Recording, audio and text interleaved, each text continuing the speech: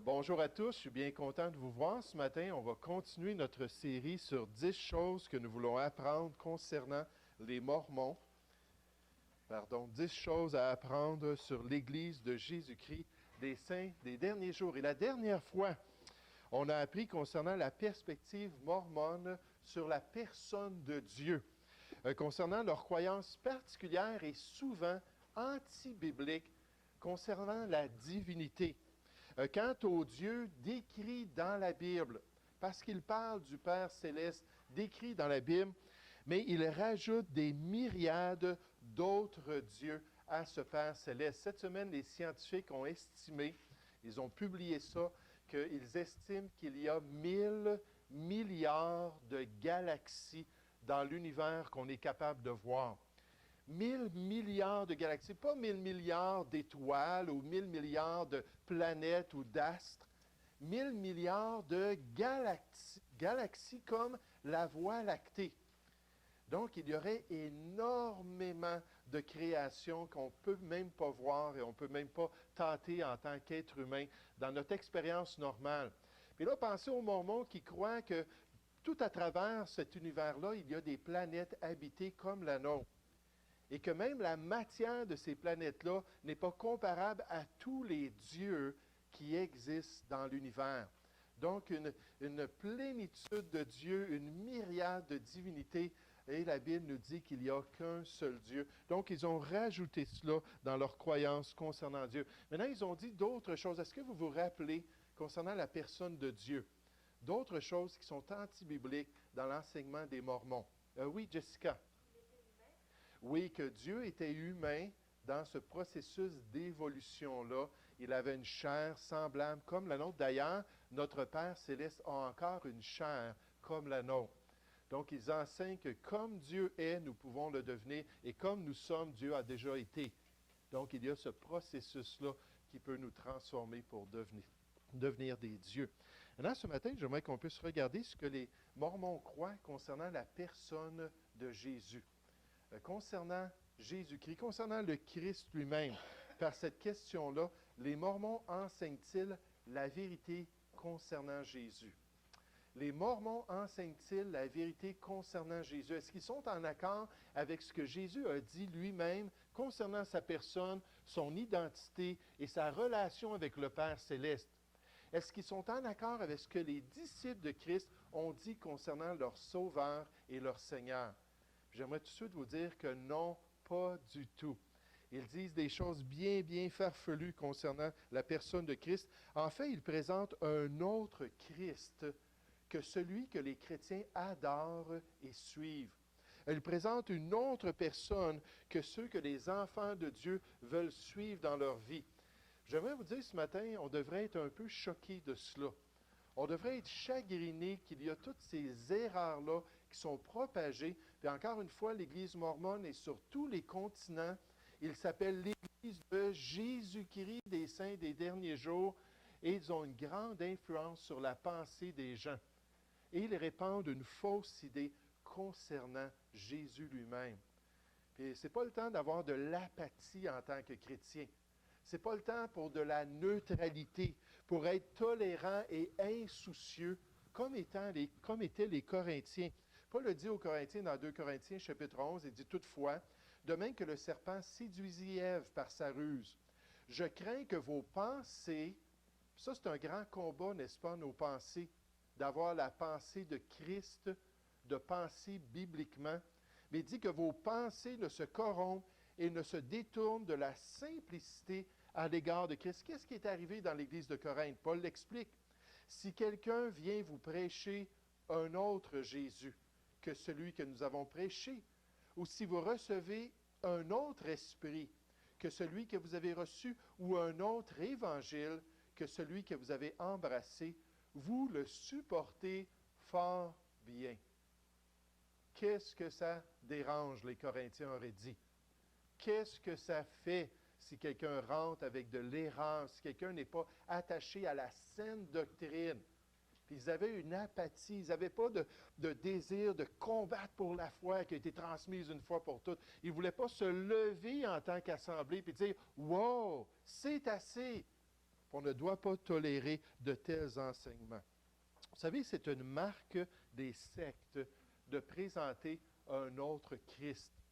C'est une marque de ceux qui ne marchent pas vraiment avec le Seigneur, que de falsifier les informations bibliques concernant le Seigneur Jésus. Un des livres qui est suggéré ici à l'Assemblée, c'est Lumière sur les sectes. Et dans cette introduction sur le sujet des sectes, on nous dit qu'une des caractéristiques des sectes qui apparaît régulièrement chez les sectes est un enseignement erroné concernant la personne de Jésus-Christ, à la lumière du christianisme biblique et historique. Le Jésus des sectes est toujours quelqu'un d'inférieur au Dieu éternel qui a pris une chair humaine, qui a vécu sur la terre et qui est mort pour nos péchés. Ce n'est pas étonnant que les Mormons falsifient l'enseignement concernant le Seigneur Jésus. C'est quelque chose qui est standard. Si on n'a pas l'Esprit de Christ, si on n'est pas soumis à la parole de Christ, alors on ne présentera pas le Seigneur Jésus convenablement. Par exemple, la question de la préexistence de Jésus. La question du fait qu'avant son incarnation, lorsqu'il est rentré dans le sein de Marie, Jésus avait un vécu bien avant cela. En fait, il avait un vécu qui remonte dans toute l'histoire de l'homme.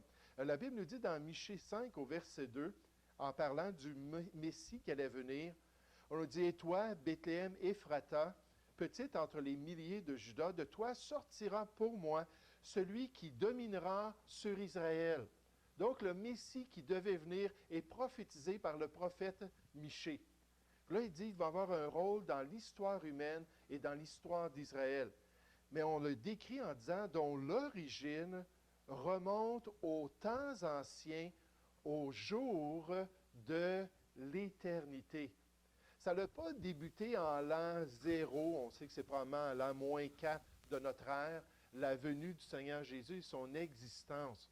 En fait, il a existé bien avant cela. Il a existé des millénaires et même de toute éternité avant de venir s'incarner dans Marie.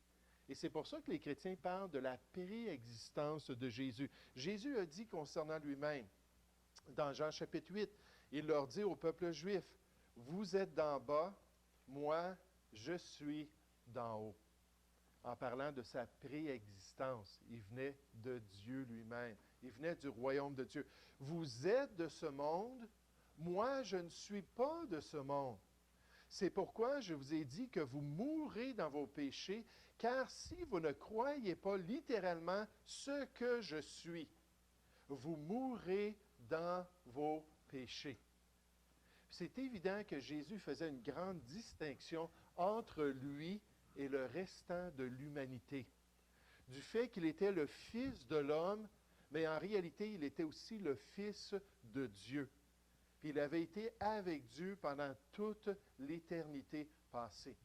Maintenant, cette grande distinction-là, les Mormons l'effacent toute, en disant que chacun de nous, nous venons aussi d'en haut. Et chacun de nous, nous avons eu une préexistence avant de naître dans le sein de notre mère. Puis ils effacent ce qui était particulier et spécial concernant Jésus. Jésus a préexisté, ils disent, comme nous tous. Les Mormons enseignent que Jésus a préexisté au ciel avant de devenir un homme. Tous les humains ont préexisté au ciel avant de devenir des humains. Maintenant, c'est quoi la référence biblique pour ça? Il n'y en a pas, parce que ce n'est pas du tout ce que la parole de Dieu enseigne. Eux, ils enseignent que Adam est devenu Dieu le Père et qu'il avait des épouses célestes et que sur une planète près de l'étoile Colobe, ils ont commencé à avoir des petits bébés spirituels. Puis là, ils ont eu tous ces petits bébés-là qui flottaient et qui vivaient avec eux dans ce ciel-là, jusqu'à temps qu'ils trouvent des gens fidèles sur la planète Terre, parce qu'on lui a confié la planète Terre. Puis là, il a pu envoyer ces âmes-là de petits bébés spirituels pour rentrer dans le corps de ces personnes-là. Donc, il dit, Jésus, oui, a existé dans le royaume de Dieu. Il était au ciel avant de rentrer dans Marie, mais on l'était tous. C'est juste qu'on n'en est pas conscient.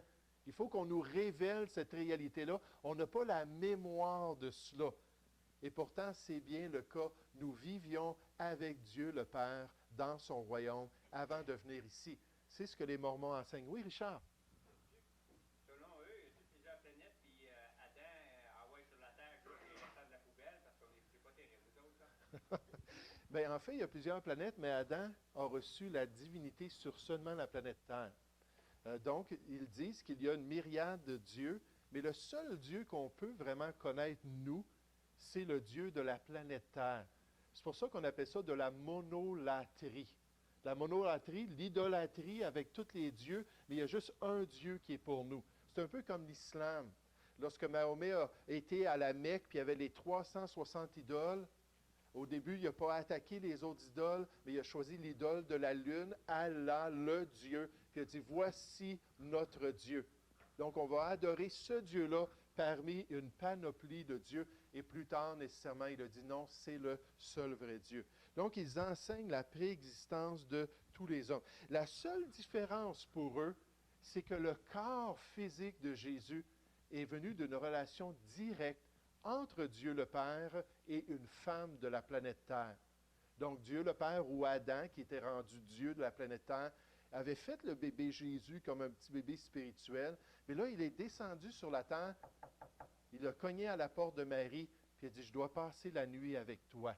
Puis le corps physique de Jésus-Christ vient de cette relation. Regardez ce que les experts mormons nous disent. Dieu, le Père de nos esprits, les petits bébés spirituels, devint le Père de notre Seigneur Jésus-Christ dans la chair. Le corps physique de Jésus demanda une mère aussi bien qu'un père. Ainsi donc, la Vierge Marie devint pour un temps l'épouse légitime de Dieu le Père. Puis elle a reçu ce privilège-là de pouvoir avoir une relation sexuelle avec un être céleste. Et c'est pour ça qu'on peut dire que Jésus est le Fils unique du Père. Ce n'est pas tout à fait ce que la Bible nous dit, on va voir ça dans un instant. Il suffit de dire pour l'instant que notre Seigneur est né d'une vierge, ce qui est juste et correct et aussi naturel, puisque le Père de l'enfant était un être éternel. Donc, ce n'est pas un corps physique qui est rentré en contact avec Marie pour pouvoir concevoir Jésus. C'est un corps spirituel, bien en fait, ils disent spirituel, mais céleste et physique en même temps, qui a pu avoir cette relation-là. Ça fait beaucoup penser à la mythologie grecque, n'est-ce pas?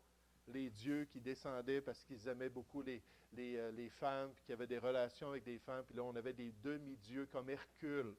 Hercule qui était extrêmement fort parce qu'il était un demi-dieu. Donc, c'est ce que les Mormons enseignent, enlevant au Seigneur Jésus cette prééminence-là au niveau de l'éternité passée. Le fait qu'il était unique au niveau de sa préexistence. Puis en fait, on nous dit qu'un autre des petits bébés spirituels s'appelait Lucifer, qui a été aussi créé par ce même Dieu-là dans ses relations sexuelles. Et Lucifer était le frère de Jésus et ils étaient des amis dans le ciel en tant que petits poupons spirituels. Puis à un moment donné, il y a eu un conflit entre les deux. Puis Jésus est devenu le sauveur, puis Lucifer est devenu le malin. Puis donc, ils expliquent ça de cette manière. Des choses qui sont totalement farfelues quant à la parole de Dieu. Maintenant, un autre exemple, c'est quant à l'égalité de Jésus avec son Père. Dans Jean 10,30, Jésus a dit, « Moi et le Père, nous sommes un. » Des fois, il y a des groupes qui disent, « Ah, bien, un en objectif, un au niveau du plan du salut. » Ils avaient la même pensée. Mais le mot utilisé ici, ça parle d'une unité parfaite. Jésus a dit que quand quelqu'un le voyait, en fait, il voyait le Père. Il a dit à ses disciples, « Je suis dans le Père et le Père est en moi. » Puis il y avait ce lien et cette unité parfaite. Et c'est pour ça qu'il a dit dans Jean chapitre 5 au verset 22, « Le Père ne juge personne, mais il a remis tout jugement au Fils, afin que tous honorent le Fils comme ils honorent le Père. » Si vous voulez plaire à Dieu et glorifier Dieu, il faut élever Jésus autant que le Père céleste. Il y a cette même gloire-là, il y a cette même honneur-là, cette même puissance-là, parce qu'ils sont un seul Dieu ensemble. Celui qui n'honore pas le Fils, n'honore pas le Père qui l'a envoyé. Il faut rendre l'honneur et la gloire au Seigneur Jésus. Et on nous dit, quiconque nie le Fils n'a pas non plus le Père. Et quiconque confesse le Fils a aussi le Père. Ces vérités-là nous montrent que l'islam, ce n'est pas la religion de Dieu. Il y a un mouvement en ce moment dans les milieux chrétiens qui essaie de prendre l'islam puis la foi chrétienne, puis les jumeler ensemble, puis dire on adore le même Dieu parce que c'était le Dieu d'Abraham, après tout. Puis dans le fond, notre foi est très, très similaire.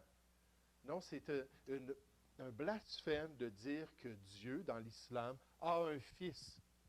Et en fait, c'est même dans certaines interprétations de la charia, ça peut vous amener à être exécuté, qu'oser dire que Jésus est le Fils d'Allah. Puis la Bible nous dit que si on n'honore pas le Fils, on n'honore pas le Père. Ce n'est pas la même foi, loin de là. Donc, ils disent, non, il n'y a pas cette unité-là. Dieu le Père, c'était le procréateur Dieu. Jésus, c'est un petit poupon spirituel qui est né. Puis donc, il n'y a pas du tout d'égalité entre les deux. Jésus n'est pas égal au Père. Les Mormons proclament que Jésus est le premier-né des enfants spirituels de Dieu et le premier d'entre nous à devenir un Dieu. Peut-être qu'il est en avant dans le processus d'évolution, mais on est égal à lui, là. Il n'y a rien de spécial, Jésus. C'est juste qu'il a reçu un petit peu plus de progression spirituelle, un peu plus de gloire. C'est ce qu'ils enseignent. Nous ne devrions pas prier Jésus. Ce n'est pas quelque chose qui est bien. Étienne, lorsqu'il est en train de mourir, puis qu'il a levé ses yeux vers le ciel, puis il a prié à son Sauveur, puis il a honoré son Sauveur par une prière avant d'être exécuté, c'était mal ce qu'il avait fait d'après les Mormons. Puis en tant qu'être humain, Jésus est littéralement le Fils de Dieu le Père, physiquement, parce que Dieu le Père, Adam, est descendu, puis a eu cette relation-là avec Marie. Maintenant, si vous entendez ces choses-là pour la première fois, peut-être que vous êtes dans la confusion. Vous savez, si vous lisez la Bible pendant des années, vous n'arriverez jamais à ces conclusions-là, parce que ça ne se trouve pas dans la parole de Dieu.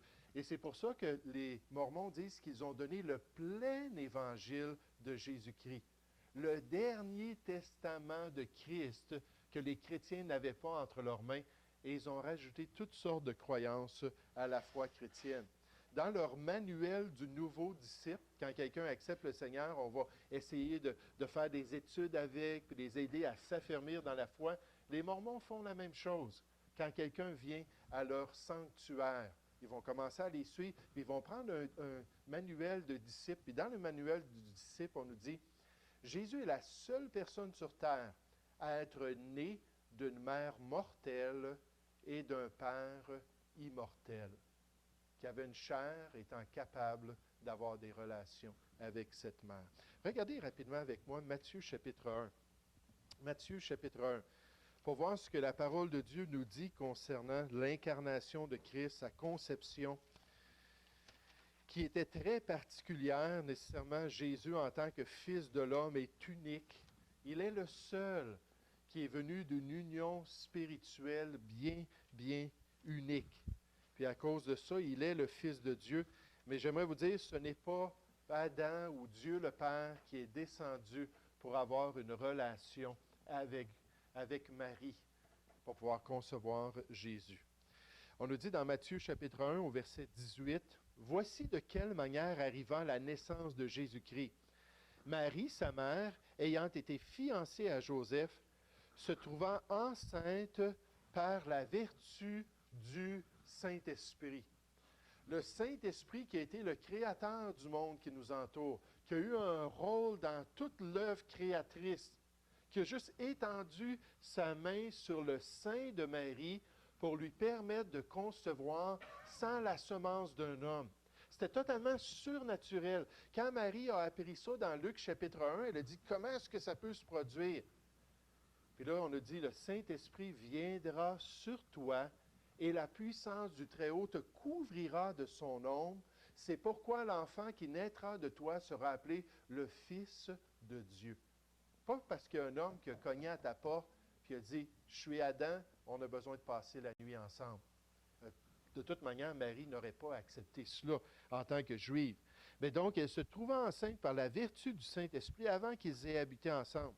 Joseph, son époux, qui était un homme de bien et qui ne voulait pas la diffamer, se proposa de rompre secrètement avec elle. Comme il y pensait, voici un ange du Seigneur lui apparut en songe et dit, « Joseph, fils de David, ne crains pas de prendre avec toi Marie, ta femme, car l'enfant qu'elle a conçu vient du Saint-Esprit. » C'est tout simplement la puissance de Dieu qui est descendue sur Marie pour qu'elle puisse enfanter Jésus. Donc, concernant la préexistence de Jésus, c'est vraiment unique. Ses activités remontent jusqu'au jour de l'éternité. Et c'est pour ça que Jésus pouvait dire qu'il avait vu Abraham et qu'Abraham s'était réjoui d'avoir côtoyé. C'est pour ça qu'il pouvait dire que tout à travers l'histoire d'Israël, il avait été là comme une poule qui essaie de rassembler ses poussins pour les protéger puis les aider. Puis il ne l'avait pas voulu. Puis il parle d'événements du passé et de ses actions dans le passé de l'histoire d'Israël. Et les Juifs avaient refusé le plan de Dieu et nécessairement son intervention dans leur vie. Maintenant, quant à la mort du Seigneur Jésus et à sa résurrection, qu'est-ce que les Mormons disent? L'Église des Mormons enseigne que par sa mort et sa résurrection, Jésus sauva pratiquement tous les êtres humains. Vous vous rappelez qu'il y a 3 ciels dans lesquels tous les êtres humains peuvent aller. Il y a le ciel des méchants qui est le ciel céleste. Il y a le ciel des religieux qui est le ciel terrestre. Et il y a le ciel d'exaltation où on peut côtoyer Dieu le Père Adam qui est le ciel céleste. Il y a ces 3 niveaux-là dans les croyances mormons. Donc Jésus, en mourant sur la croix, en étant ressuscité, a donné une carte blanche à tous les êtres humains d'aller dans un niveau ou un autre de félicité. C'est ce que les Mormons enseignent. Son salut est universel. Puis après sa résurrection, Jésus est parti puis est allé en Amérique du Sud, puis en Amérique centrale, prêcher aux Néphites. Vous vous rappelez les fils de Léhi, les Lamanites, puis les Néphites, qui sont partis à peu près à l'époque de la captivité babylonienne, qui ont quitté le Moyen-Orient, sont venus vivre en Amérique, puis ont rempli l'Amérique avec les Jarédites, je pense qu'on les appelle. Puis là, Jésus, après être ressuscité des morts, est allé parler à ses disciples. Puis là, il est parti en Amérique. Il est allé établir son Église en Amérique pour que les gens puissent entendre la parole de Dieu. Puis d'après les Mormons, c'est ainsi que s'accomplit ce que Jésus a dit dans Jean 10 au verset 16. Il a dit, « J'ai encore d'autres brebis qui ne sont pas de cette bergerie. Celles-là, il faut que je les amène. Elles entendront ma voix, il y aura un seul troupeau, un seul berger. » Puis donc, ils disent, voyez-vous, Jésus a prophétisé qu'il allait s'en aller en Amérique prêcher à la tribu des Néphites. Maintenant, si on regarde le contexte, puis on regarde la grande mission qui a été donnée, c'est évident que les Juifs, c'était la bergerie de Dieu, et les non-Juifs, c'était l'extension du plan de Dieu pour le salut de tous les hommes. Aux Juifs, premièrement, puis aux Grecs ou aux païens, aux nations du monde. Ça, c'est pour que la bergerie soit complète. Et ça n'a rien à faire avec le voyage de Jésus en Amérique du Sud pour aller prêcher l'Évangile puis établir son Église. Puis encore une fois, il n'y a aucune preuve de cela au niveau de l'archéologie. Il n'y a aucune indication que l'Église de Jésus-Christ soit venue à cette époque-là, au 1er siècle, après la résurrection du Seigneur Jésus. Bon, qu'est-ce que la Bible déclare concernant le Seigneur Jésus? Premièrement, elle dit qu'il est unique. Jésus est unique.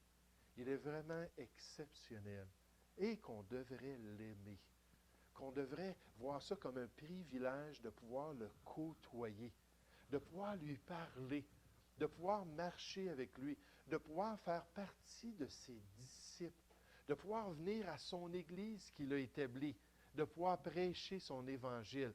Parce qu'il est un personnage tellement extraordinaire. Quand on voit la perspective de la parole de Dieu, la perspective de ceux qui le connaissaient, le Seigneur Jésus, c'était tellement un être qui était digne de notre vie. Qu'on soit prêt à renoncer à tout, puis à mourir même, parce que Christ est devenu le sens de notre vie. Il est vraiment unique. Jésus-Christ n'est pas le premier de billions, je m'excuse, de milliards d'enfants de Dieu ayant préexisté en esprit. Il est le seul être humain à avoir préexisté au ciel. avoir côtoyé Dieu avant de venir dans un corps humain. Jésus est venu du ciel et non pas nous. Ça, c'est ce que le message de Dieu, si on s'arrête juste avec la parole de Dieu, c'est ça que Dieu nous dit dans les Écritures. Jean-Baptiste a dit concernant Jésus en le contrastant avec le restant des êtres humains. Il a dit, celui qui est de la terre est de la terre et parle comme étant de la terre. Sa perspective est terrestre. Il voit les choses qui se passent sous le soleil. Puis celui qui vient du ciel est au-dessus de tous. Et gloire au Seigneur Jésus. Il est au-dessus de tous les êtres humains. Il n'y en a pas un de comparable.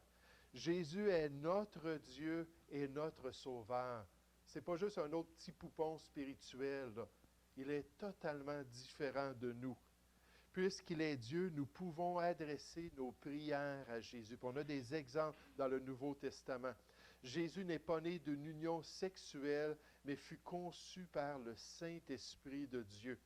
Par sa mort et sa résurrection, Jésus sauva seulement ceux que Dieu a rachetés. Il n'y a pas de salut universel. Dans Matthieu chapitre 7, verset 13, Jésus dit « Entrez par la porte étroite. Car large est la porte et spacieux le chemin qui mène à la perdition, et il y en a beaucoup qui entrent par là. » Donc Jésus a dit, il y a une grande voie de ce monde, et beaucoup de gens sont sur cette voie-là, et sont totalement perdus, ils s'en vont vers la perdition, mais entrez par la porte étroite, parce qu'étroite est la porte, et resserrez le chemin qui mène à la vie, et il y en a peu qui les trouvent. Ce n'est pas un salut universel. L'être humain doit être touché par l'Esprit de Dieu, doit répondre à l'Évangile de Dieu et doit recevoir Jésus comme son Sauveur pour faire partie de ceux qui le connaissent personnellement, pour avoir le privilège de faire partie des enfants de Dieu. Jésus doit revenir, mais pas tout de suite. Eux disent, après sa résurrection, il est parti faire un ministère. Non, la Bible dit qu'il est monté auprès de son Père céleste et il attend désormais que ses ennemis deviennent son marchepied pour revenir sur la terre. Ça s'en vient. Jésus demeurera dans le ciel jusqu'à son retour dans la gloire. Ainsi, il n'est pas allé en Amérique.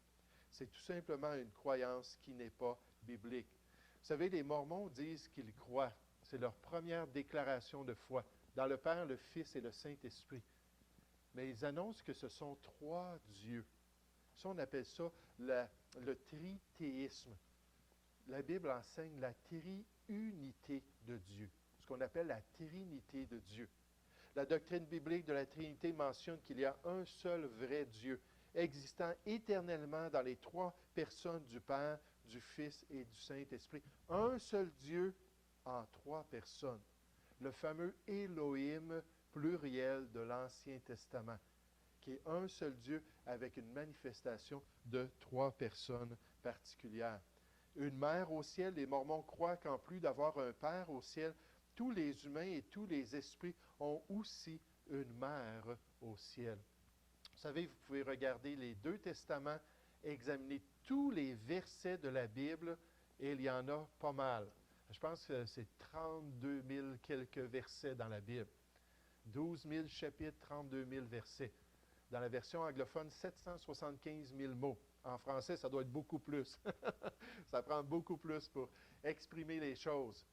Puis vous ne trouverez jamais une mer au ciel. Ah oui, il y avait des idoles de mer au ciel. La reine du ciel qu'on voit là, dans le livre d'Ésaïe, puis ainsi de suite, l'idolâtrie lorsque le peuple d'Israël s'est détourné de Dieu. Mais la Bible n'enseigne pas que nous avons une mer au ciel. Donc, est-ce qu'ils disent la vérité concernant le Seigneur Jésus? Ils parlent de lui comme étant le Sauveur. Ils parlent de lui comme étant le Seigneur des chrétiens. Celui qui a révélé les 138 révélations données à Joseph Smith dans le livre de Doctrine et Alliance. Celui qui est merveilleux jusqu'à un certain point, mais il diminue son identité et son rôle qui est décrit dans la parole de Dieu. Et comme c'est triste, n'est-ce pas, qu'à l'époque du Seigneur Jésus, certains croyaient qu'il était Jean-Baptiste. Certains croyaient qu'il était Élie. Certains qui croyaient qu'il était un des prophètes ressuscités. Mais c'était très rare ceux qui, comme Pierre dans Matthieu 16 au verset 16, dit non, tu es le Christ, le Fils du Dieu unique. C'était rare ceux qui comprenaient réellement l'identité du Seigneur Jésus.